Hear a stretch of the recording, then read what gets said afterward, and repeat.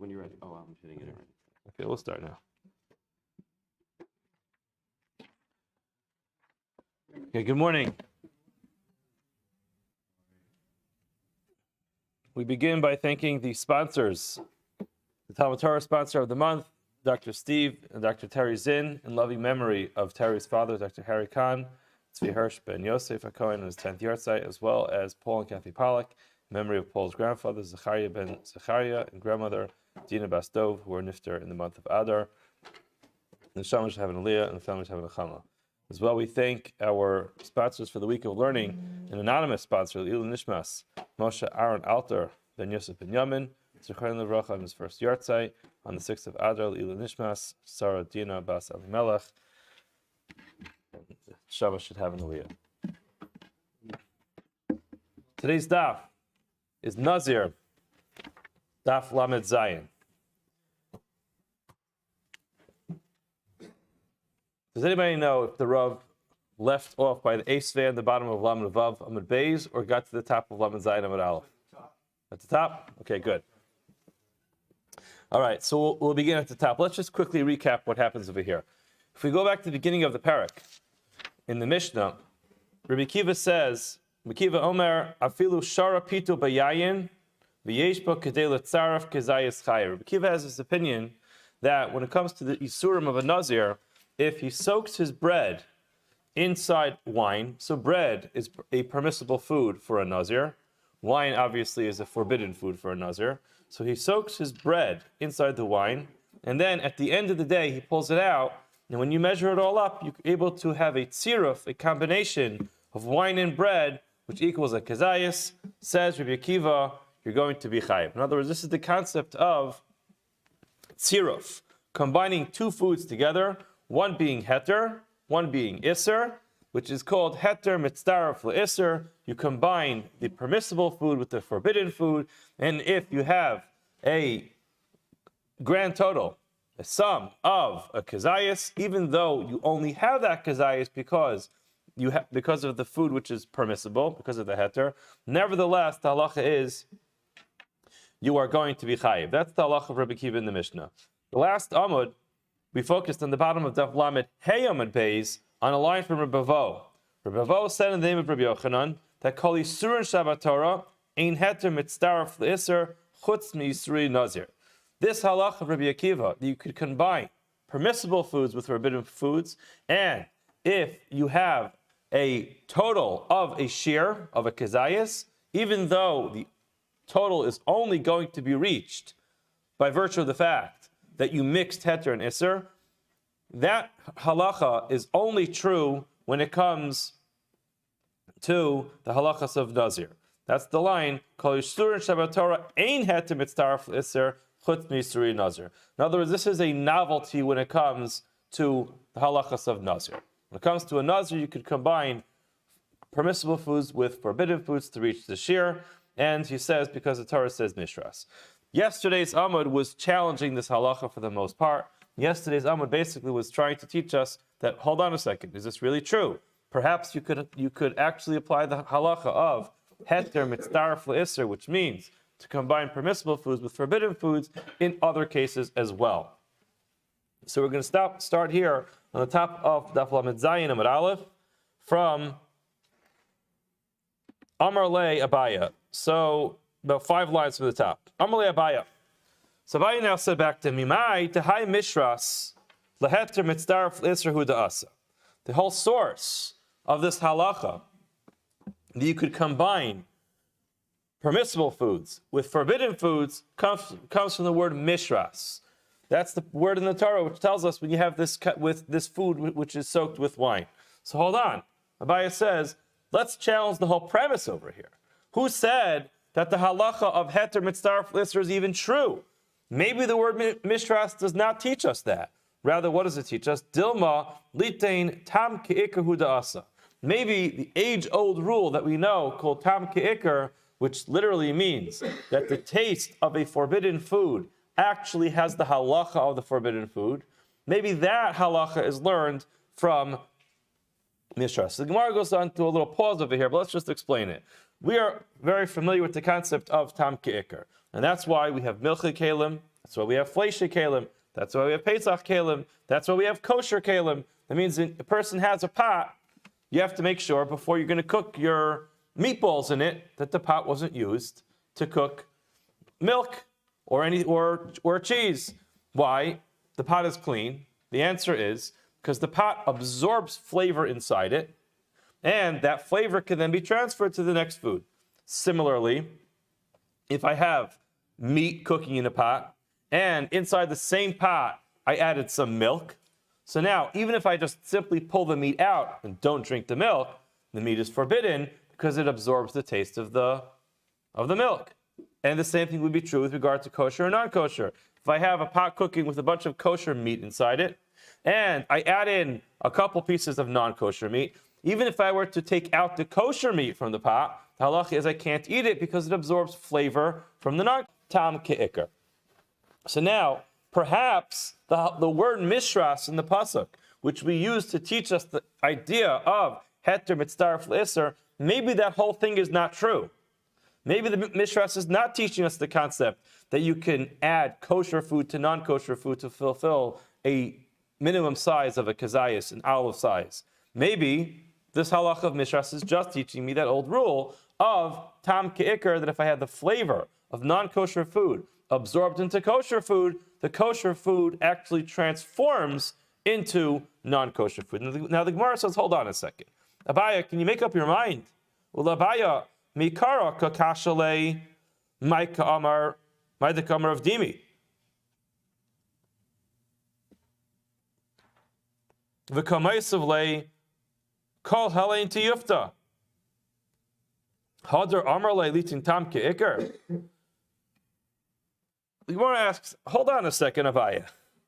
Yesterday, you're trying to challenge the premise that the halacha of heter mitzdaref l'isser is limited to Nazir.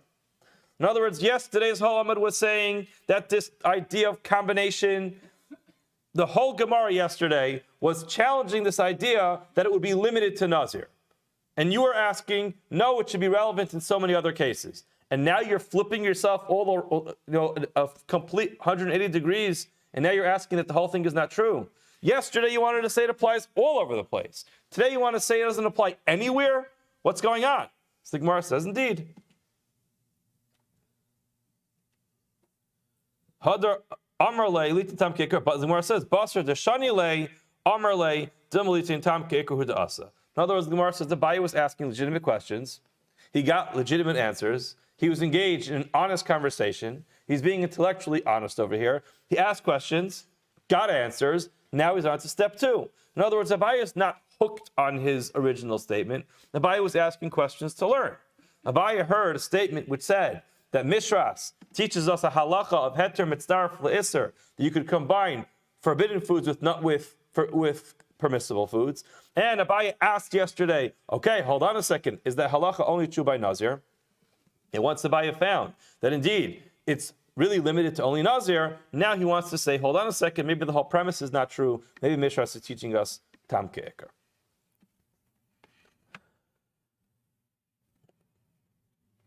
So that's what the Gemara says. Basar Dashanile, once he answered him, Amarle Dilma Lichtin Tam Ke'ikar Huda'asar, and Huda'asa, and the Gemara actually goes ahead and explains, it substantiates Abaye's question. The Chidatanya, for it says in the Brisa, Mishras, the word Mishras teaches us, Litain Tam Ke'ikar.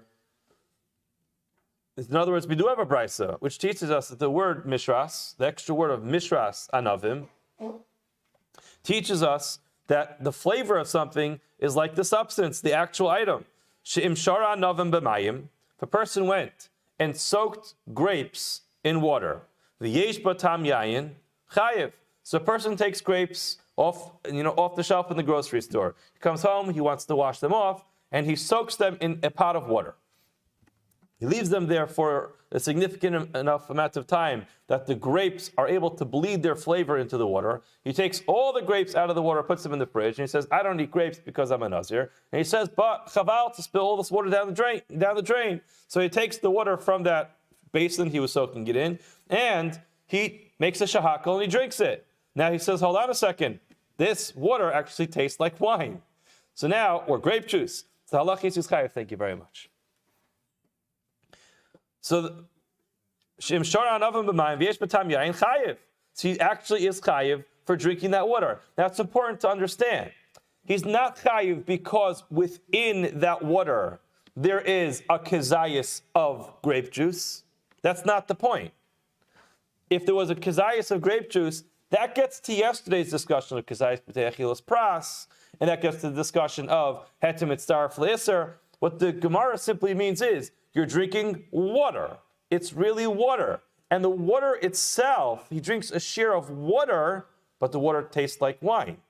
So because the water tastes like wine, the water is actually transformed into halachic wine. So you see very clearly that we have a brayso that says that when it comes to Nazir, the word mishras, the extra word mishras, teaches us that you could transform an item of heter into an item of isser by virtue of the fact that it actually tastes like the isser. And that's the fundamental difference between heter mitzaref le'isser and tam ke'ikr. Heter mitzaref le'isser acknowledges that the permissible food is permissible and the forbidden food is forbidden. However, there's this novel idea that if you don't have enough of the forbidden food, you can fill in the missing amount of food that you need for the shear, for the minimum requirement, by adding in something which is kosher. The idea of tam ke'ikr is that everybody agrees that everything that I ate was permissible food. It was a cup of water.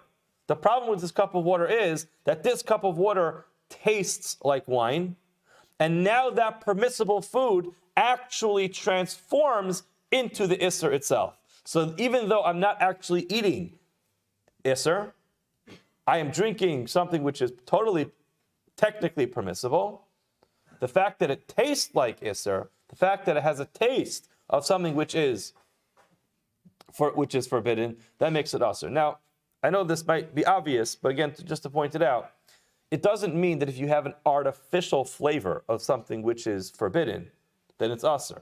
In other words, you're allowed to have, I don't know, a potato chip, which has an artificial flavor of whatever item it might be, which is non-kosher. It has to be, let's say if you have a bacon-flavored potato chip.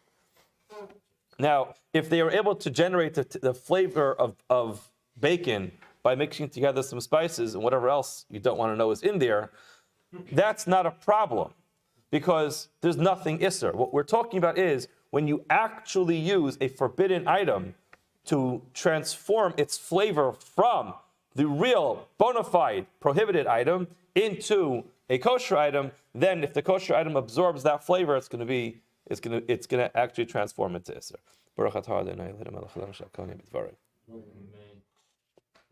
Now the Gemara actually says, "Umikan." That brayso says, "Mikan at the done kol yisur Shabbat." We learn from Nazir that tam ke'ikr is relevant in all areas of the Torah. And the Gemara explains. In other words, we're explaining if you soak grapes in water, it transforms the water into what would be halachically wine. The Gemara says you can learn this all other Yisurim in the Torah. And that's like we mentioned at the beginning of this year. That's why if a person has a pot of food that's cooking and an Isser, forbidden food, falls in, if it lends its flavor to the rest of the pot's going to be Usser, even if the guy is not a Nazir, even if the food is not forbidden to a Nazir, if it's simply Nevela.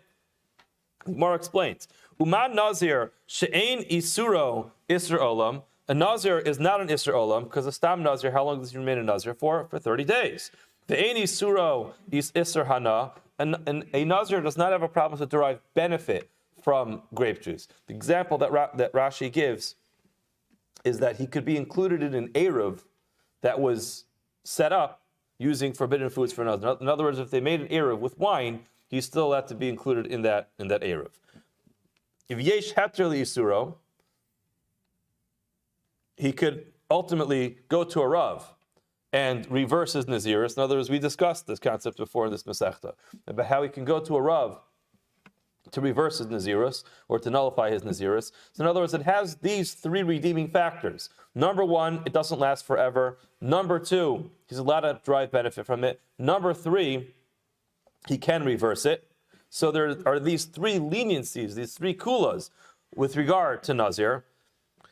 and still it has within it this chumrah of asabo tam ke'ikr, nevertheless, the pasuk was explicit that if you're going to soak grapes in water, it's going to be awesome. In other words, the concept of tam ke'ikr, the flavor is like the essence.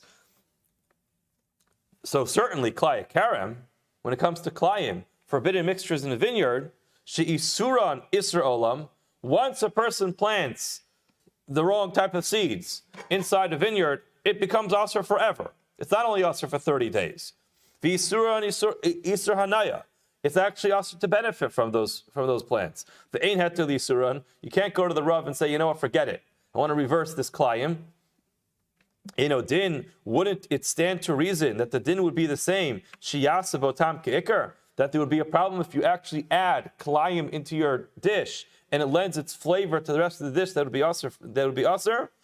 Gemara says, "V'hu adin la'arla b'shtayim." It's true with regard to arla with two of these things, or in the second year. There's two ways of understanding it. But the idea here is that when it comes to arla, you would have two of them. If you look at Rashi, "V'hu adin la'arla b'shtayim," she'isuro isra hana arla, which means the first 3 years that a tree is planted, you can't benefit, you can't eat from the fruits. Now it's an isra hana. You're not allowed to benefit from the fruits that grow in the tree for the first 3 years. The ein heter l'isuro. You can't reverse that isser. In other words, the fruits that grow in the first 3 years are the fruits that grow in the first 3 years, and there's no way of reversing that. So again, it has two of the chumras, two of the stringencies over Nazir.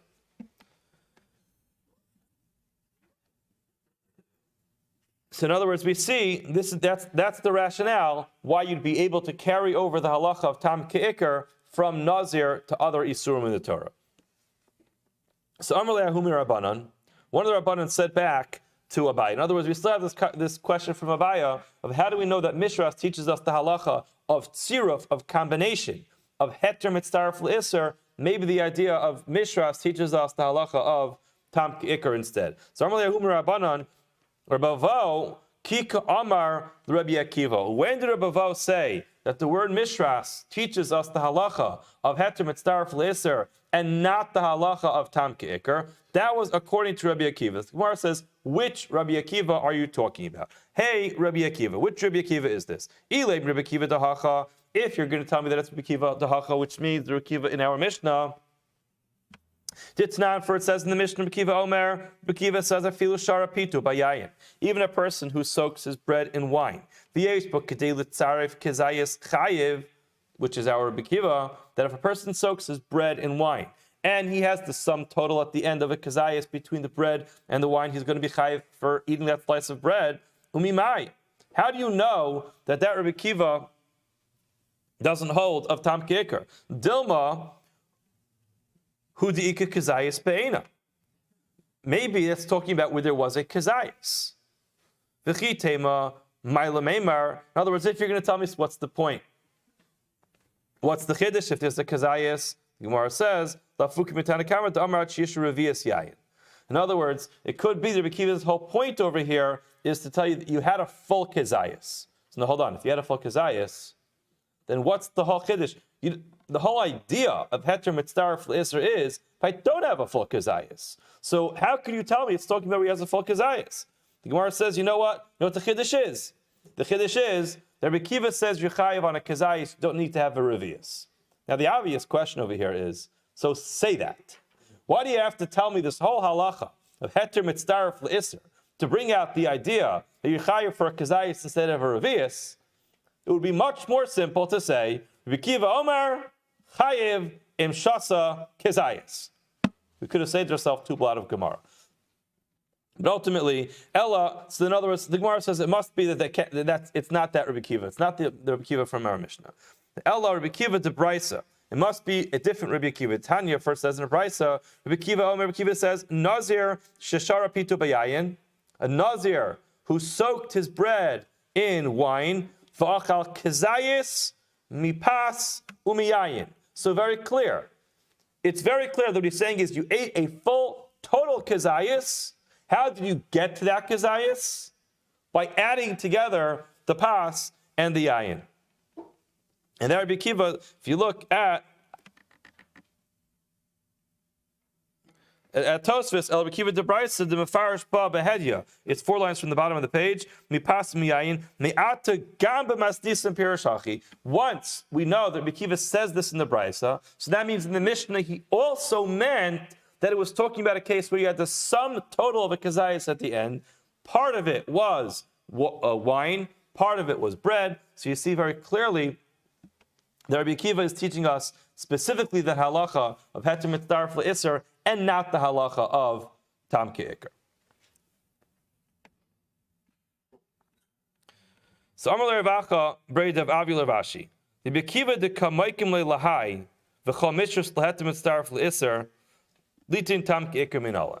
So the Gemara says, okay, fine. So let's just take this as a fact. According to Rabbi Akiva, he understands that Mishras is teaching me the idea, the concept of combination, not the idea of Tam Ke'ikr. And that was Avaya's question. So now, how does he know the idea of Tam Ke'ikr? So fine, let's just accept this. Let's accept that he uses the pasuk of V'chol Mishras Anavim to teach you the concept of combination and not to teach you the concept of Tam Ke'ikr. So now, how does he know the idea of Tam Ke'ikr? Now, what's the obvious question? The obvious question is what Tosfos asks on the bottom. Who said Rabbi Akiva holds of the idea of Tam Ke'ikr? In other words, you can't just make up a premise that Rabbi Akiva holds of Tam Ke'ikr and then say, how do you know it? Rabbi Akiva never discussed it. So Tosfos asks, V'im Tomar, V'dil Maleslei. Maybe he doesn't hold of Tam Ke'ikr. In other words, what type of, this is the famous joke. How do you know that Yaakov Avinu wore a strimel?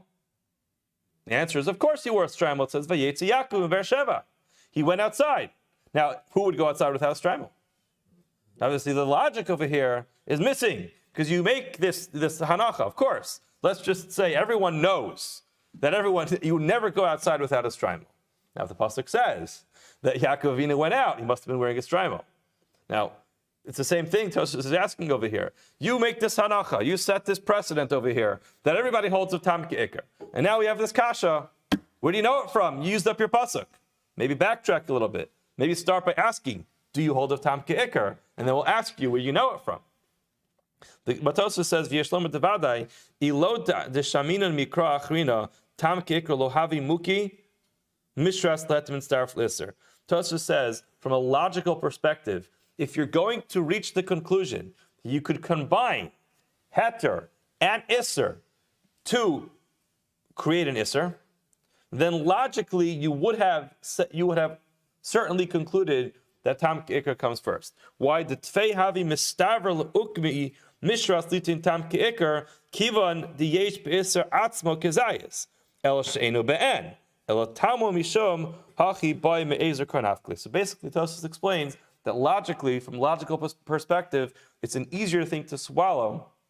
You could have Tam Ke'ikr than to swallow that you would say heter mitzdarf le'isr. So in other words, it's not just putting down this basic premise over here that everybody wears a strimel, so therefore everybody holds of Tam Ke'ikr. Because the idea over here is, it would be similar to saying, well, okay, let's not get carried away with our Chassidish drasha over here. But the idea over here is that, again, once you logically conclude that you say heter mitzdarf le'isr, that means the idea would be that the pasuk of Mishras was not needed to teach me Tam Ke'ikr because I know it from somewhere else, and therefore it's extra, and therefore I could learn the extra din of heter mitzdarf le'isr. Now, if that's the case, why is it extra? How do you know Tam Ke'ikr? The Gemara says, Ya'alaf and Basar b'chalaf. Now, I just would point out to you that it's not clear that from here until the end of the Amud was in everyone's girsa. And that's why, if you look at Tosfos at the top of the next Amud, he says, "Bekan mekatzer lomar migule ovid kachava." What Tosfos is saying is that if you look in Maseches Pesachim, Daf Mem Daled Amud Beis, you'll find a parallel sugya, an almost identical sugya. And the Gemara in Pesachim actually has these next lines, but it seems like Tosfos did not have in his gears of the Gemara that these lines were here. And I think it would make sense. I didn't really have time to look around so much about this. It could be that it's even one of the little ha'aras on the side of the page. I'm using an old Gemara, so I don't have all of the new ha'aras. Could be yours has it. But if you look in the Mefarish and in Tosfos, they all ignore it. they don't have any commentary on the next few lines of the Gemara. So I think it's because in some gears of the Gemara, these next few lines didn't exist, and it seems like that's what Tosfos is saying at the top of the next Amud, that the Gemara over here actually omitted those lines. We'll learn it because it's on our page, but just recognize that it seems like some of the Rishonim did not have these next few lines. So the Gemara says, how does he know Tam Ke'ikr? The Gemara says, Yalef mi Basar b'chalav. He learned it out from Basar b'chalav. And he explains, Lav Tam ba'amahu, if you analyze Basar b'chalav, so isn't that the Isra of Basar b'chalav, milk and meat together, isn't that only the idea of having flavor together, v'asr? Hachanami loshna. Same will be true over here. In other words, what he means to say is, of course, you can have a classic case of a person cooks meat and adds milk into the recipe, and he eats the milk and the meat together. That's definitely true. However, that's not the only case. If a person cooks milk and meat together, and then they take out the meat and only eat the meat, it definitely still is Basar b'chalav. So now, when you think about it, just the logical inference is that if it's forbidden for me to eat the meat, why is that? It's because it's infused with the flavor of milk. Similarly, if I were to cook a piece of meat, chalila, in a pot of milk, and I take the meat out, it's also for me to drink that milk, even though the meat is out. So in other words, the halacha Basar b'chalav itself dictates to us that Tam Ke'ikr, that the flavor itself is like the substance of the Isser. And that's how he says, if there exists a halacha of Basar b'chalav, if the Torah says, Lo savashal gedi b'chalevimo, then that must be a proof that there's of Tam Ke'ikr. That must prove to us that the flavor is like the substance. Gemara says, Hachanami lo shnav Rabbanan. So Gemara says, hold on, why can't the Rabbanan learn it from Basar b'chalav? In other words, that sounds very logical. In other words, just think about it. It's logical. If there is an existing Isser of Basar b'chalav, that should tell you that there is a problem of Tam Ke'ikr. The Gemara says, Rabbanan Basar b'chalav lo garmina techidishu. You can't learn it out from Basar b'chalav because Basar b'chalav is a novelty. In other words, it's something which doesn't really make logical sense. My chidushay, what's the chiddush? If you're going to tell me the reason why it's a novelty is because each one by itself is permissible, right? Because no problem eating meat. There's no problem eating milk. Pitom, you mix them together, it creates an isser, which is something which is logically hard to understand. How could it be that I take two things that are permissible to be eaten, and all of a sudden when I mix them, it becomes usser? In other words, it's like telling me if I eat too many healthy foods, it becomes unhealthy. In other words, why should it become unhealthy? Just because I mix it together. Two healthy foods together should be two healthy foods. What's the logical understanding of why I take two kosher foods and mix them together? All of a sudden it becomes usser. It's a chiddush. Gemara says, it's fine, you're right, that is a chiddush, but that's just the way the Torah works. That's not a major chiddush. I'll show you, because Klayim Nami, Hailukudei Shari, Hailukudei Shari. When it comes to Klayim and all different areas of Klayim, wool, no problem, you can have a wool suit. Linen, you can have a linen suit, no problem. But the Torah says mixing them together creates an isser. The same thing is true with regard to the way that a person plows. A person, again, the different types of animals that they're allowed to use to plow together. And when it comes to planting, and it comes to grafting, all these things, each one by itself is fine, but once you mix them, it becomes a problem. So in other words, don't be surprised by this idea that you take two kosher items, and independently they're kosher, but in combination they're going to be usser. My dear friend, that's how the Torah works. It's a chiddush, because the Torah is a chiddush. But once you're in the world of Torah, it shouldn't be such a chiddush, you can't learn anything else out from it. So Gemara says, what is indeed the chiddush of Basar b'chalav over all other isum in the Torah? The Gemara says, Ella, it must be the reason why the Rabbanan did not want to learn Tam Ke'ikr from Basar b'chalav is because there is a unique chiddush when it comes to Basar b'chalav. What is that? You take a piece of meat and you soak it in milk. Shari, what's the halacha? Midaraisa, you could take the meat out of the milk, rinse it off, and eat it. No problem. However, once you cook it, it becomes a problem. Now, I'm going to point out to you that there is a halacha called kavash k'mevushal. And Amir Hashem, maybe one day we'll learn Hilchas Melicha together in Siman Kofei and Shulchan Aruch. And over there we'll find out that it's not so simple that you could soak a piece of meat in milk, kuliyoma, a whole day, and allow it to still be eaten. L'maisa, it's machlokas rishonim, and again, it's an exciting sugya to learn. But this simply it would have to soak me'es la'es. 24 hours. Once it soaks me'es la'es, we say kavash k'mevushal and meliach k'roiseach. That's not our sugya today. But just without getting too technical on it, the halacha is if you soak meat in milk, the meat is still permissible to be eaten. Once you cook it for 1 second, it becomes asur. That's the chiddush. The chiddush is that cooking it makes it asur, but the combination is going to still be mutter. Whereas klayim, there's no halacha that you have to cook it. When it comes to shatnez, there's no halacha that if wool and linen mixed together, it's permissible until you cook your suit. There's no halacha. So therefore, you see that there's a chiddush when it comes to basar b'chalav, that there's something a little sevashel gediba chalevimo. Once you cook it, that's where the problem is. So said the Rabbanon, the whole halacha of basar b'chalav is a chiddush. So the fact that we see tam ke'ikr when it comes to basar b'chalav, says the Rabbanon, that's very nice. But you can't learn from there to the rest of the Torah, and therefore say the Rabbanan, we need to learn it out from Mishras. Now hold on a second. If that's true, then Rabbi Akiva, how do you learn Tam Ke'ikar from Basar B'chalav? Rabbi Akiva Nami Basar B'chalav Chidushu. These halachas that we said about cooking, Lo Savashal G'diba Chalevim, is a pasuk in the Torah. So therefore, how could it be Rabbi Akiva just learns Tam Ke'ikar from Basar B'chalav?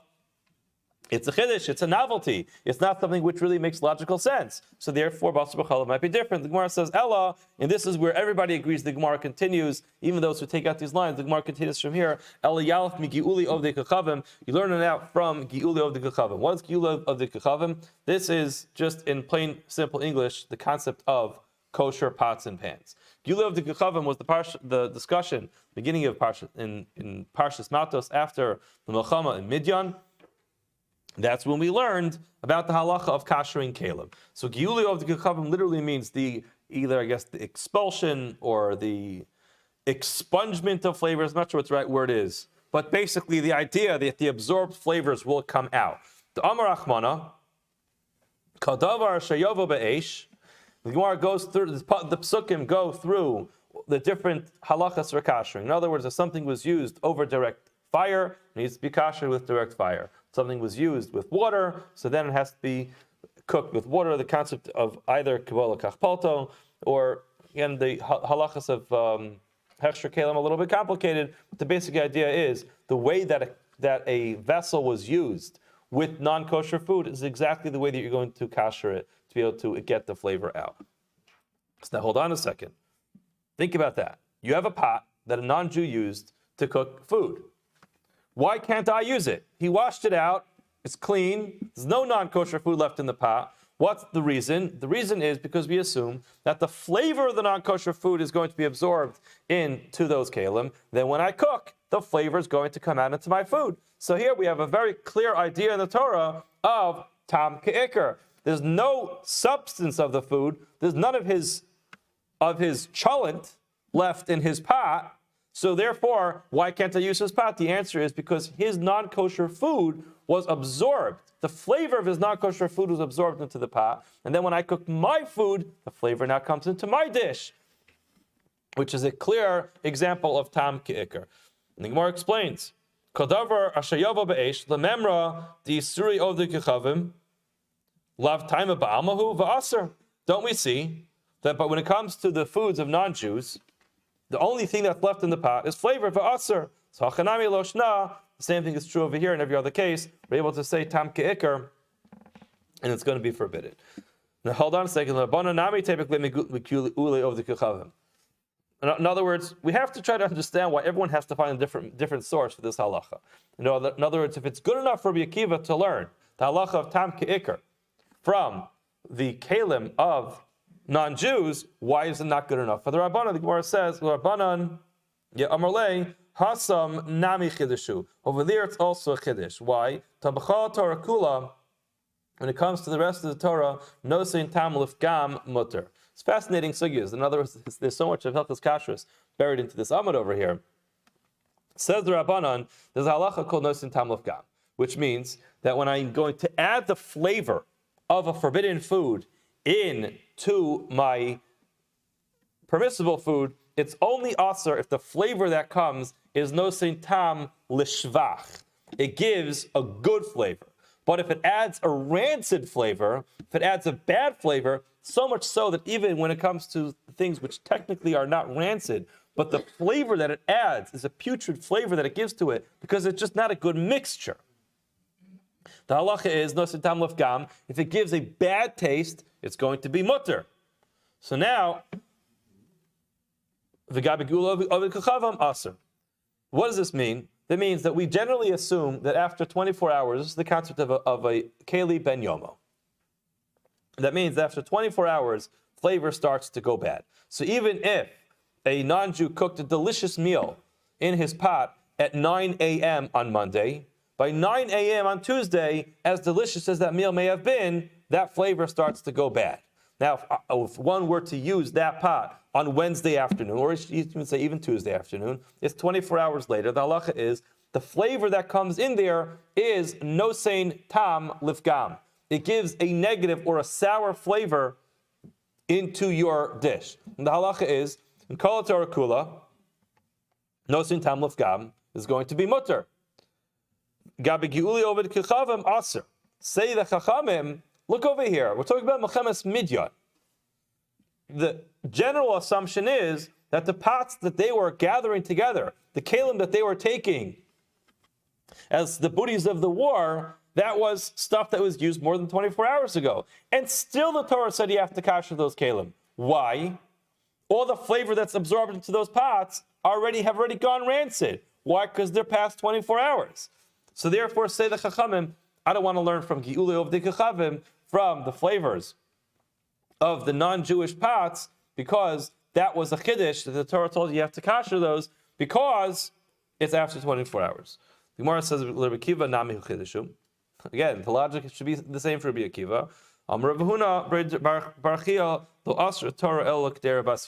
The truth is, it's actually not true that the Torah told you have to kasher kalim that were used more than 24 hours ago. Now, we can get into a whole discussion of a suffix ben yomo, but generally the idea over here is that minat Torah, the Torah only required one to go ahead and kasher pots that were used that day. So whenever it was, if they were at war, you have to, again, the assumption was that they used those pots that day to make themselves breakfast, and they won the war by the end of the day. So now, at that day, if they want to cook dinner in those pots, they have to go ahead and kasher it. And what's the advantage of K'ter Bas Yoma? To lav no sein tam lifgamu. It's still on that day, the flavor that's absorbed into those pots actually is no sein tam lishvach. So the Gemara says, Rabbanan, K'ter Bas Yoma nami, iyaf shadlo pagma porta. So we're starting to get a little bit nitty gritty over here, but to say the Chachamim, you have to understand there's no switch that flips at 24 hours.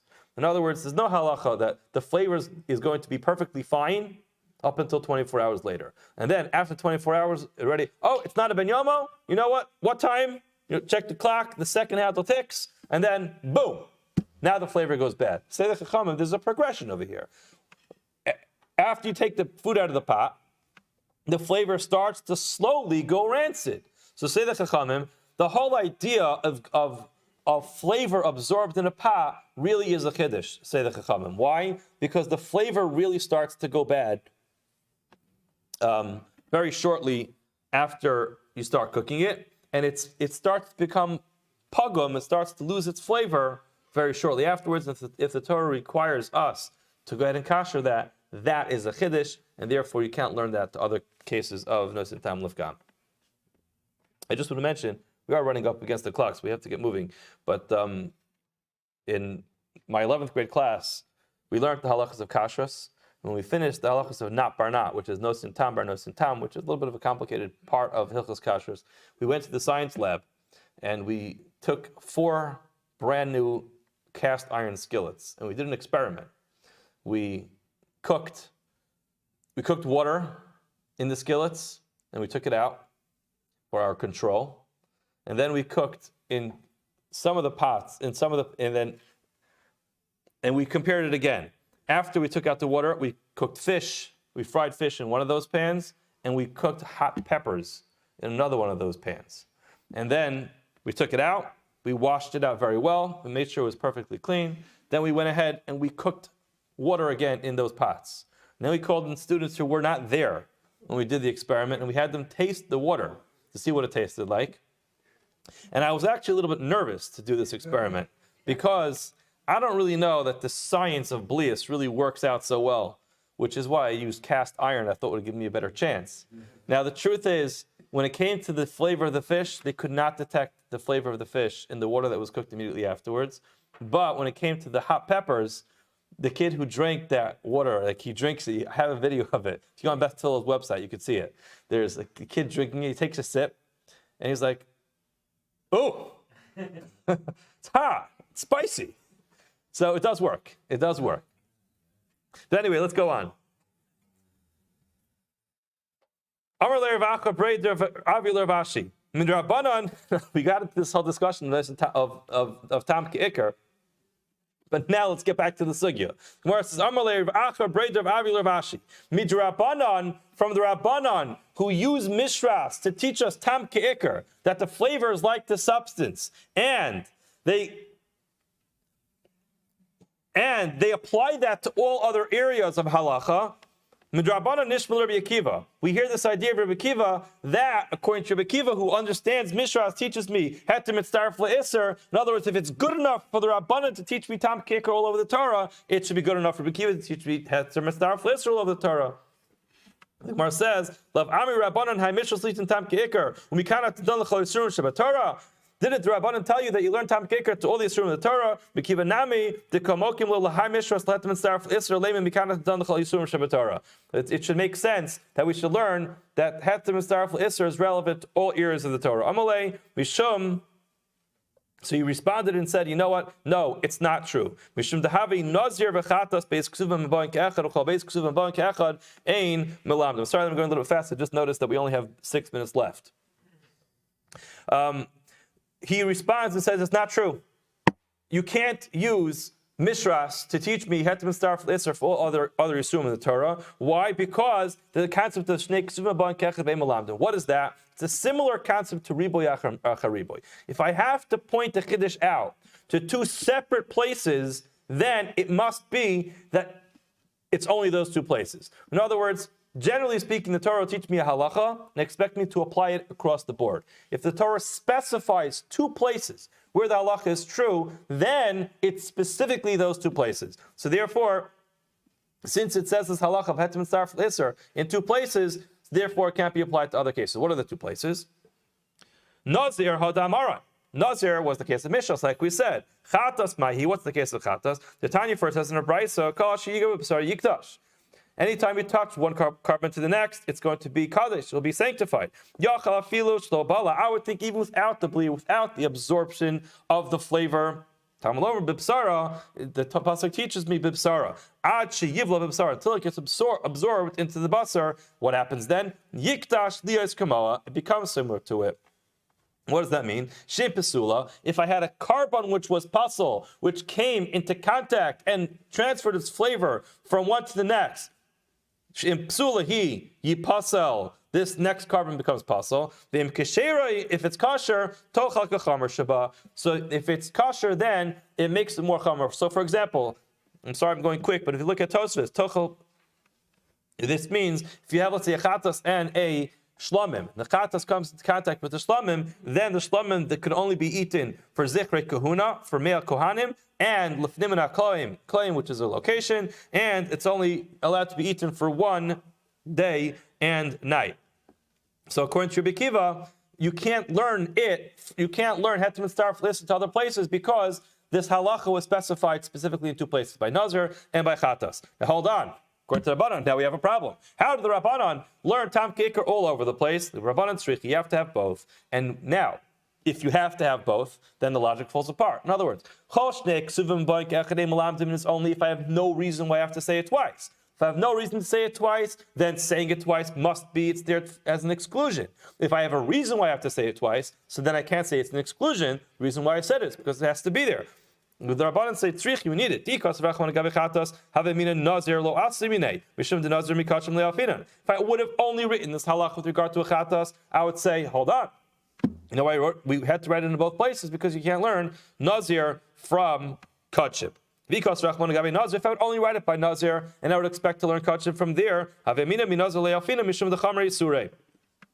would think you can't learn a carbon from Nazir. Why? Because Nazir is very chamer. Why is it chamer? The Gemara explains that even the seeds. We saw Michartzan Ve'adzag, the pasuk is clear. Even the seeds. I know there was a discussion previously in the Gemara whether the chartzan is seeds or the skins, but either way, the seeds. So therefore, can't learn it from there. Rabbi Kiva, okay, it's Rabbi Kiva. So according to Rabbi Kiva, why does he say that it's considered extra to write it? In other words, why is he applying the concept of stakes of a ke'echad over here? He shouldn't apply it. The Gemara says, Rabbi Kiva Amalach what do you do for